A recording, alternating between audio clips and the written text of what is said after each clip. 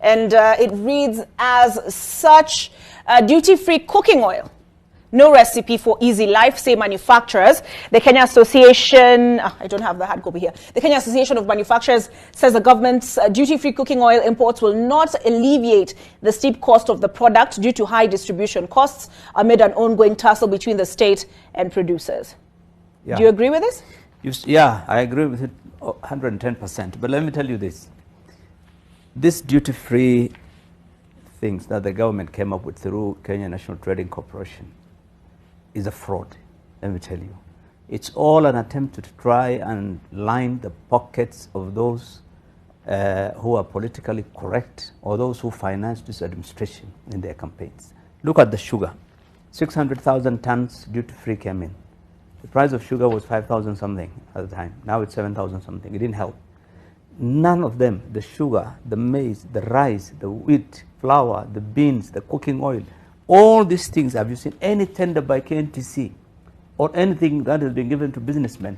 Really, in that sense, no. It is being given out quietly to those people up there who are connected to government. So this thing about, for example, I can understand, for example, maize, there's a shortage in our production. What has cooking oil got to do with production? Because we don't grow palm oil in this country. It comes from outside.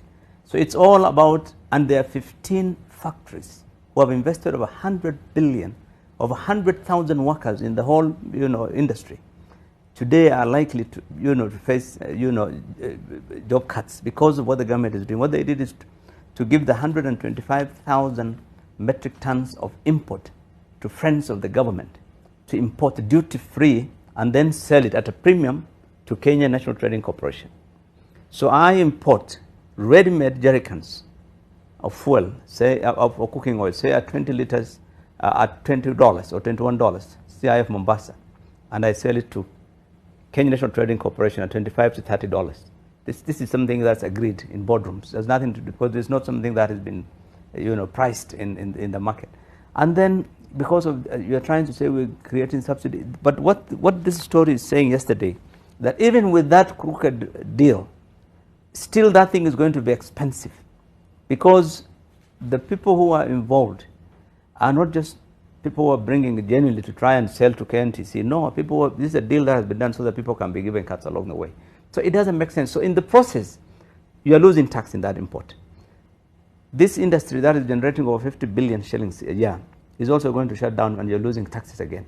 So all these things, you are importing. Where's the maize? 1.2 million tons they were going to import by February. We are now going to June.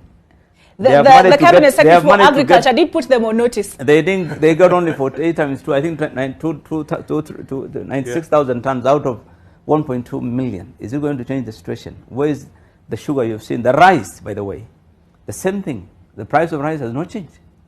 Nothing, because the whole thing is shrouded by secrecy in the way they have distributed it out to their fellows, and then there is so much rent-seeking involved, so much corruption involved. It will not serve the purpose. This whole thing about duty-free thing, KRA is going to lose big time. KRA is going to lose big time. That is why in the year ending 2022 June, KRA raised 2.03 trillion. Today, this June, they are not able to get the 2 trillion. That's the projection so far. So they have not even hit the 2 trillion. And the reason is because of what's happening in the last few months, really. I mean, there's a run on Treasury, there's a run on KRA. The things are not being done the way they should be done. And I think this is not good. So all these import things, duty-free, sit with the industry. If you're worried about sugar, call the sugar industry players. Call the cooking oil industry players. Sit with them. How can we reduce the cost of cooking oil? How can we reduce the cost of sugar? Farmers. Why do you call farmers cartels? Maize farmers. You started off by saying these are cartels. Reduce the price. You have 72 hours. Otherwise, I'm going to bring GMO. And what would be the consequences? You can't operate that way as a government. Sit with the industry, sit with the businesses, sit with the farmers, find a solution to the high cost of doing business. I think that is the way to go. Not this business of saying we'll import things duty-free. You give it to, olive and barrows and the Eritreans, and then, the businesses themselves now collapse.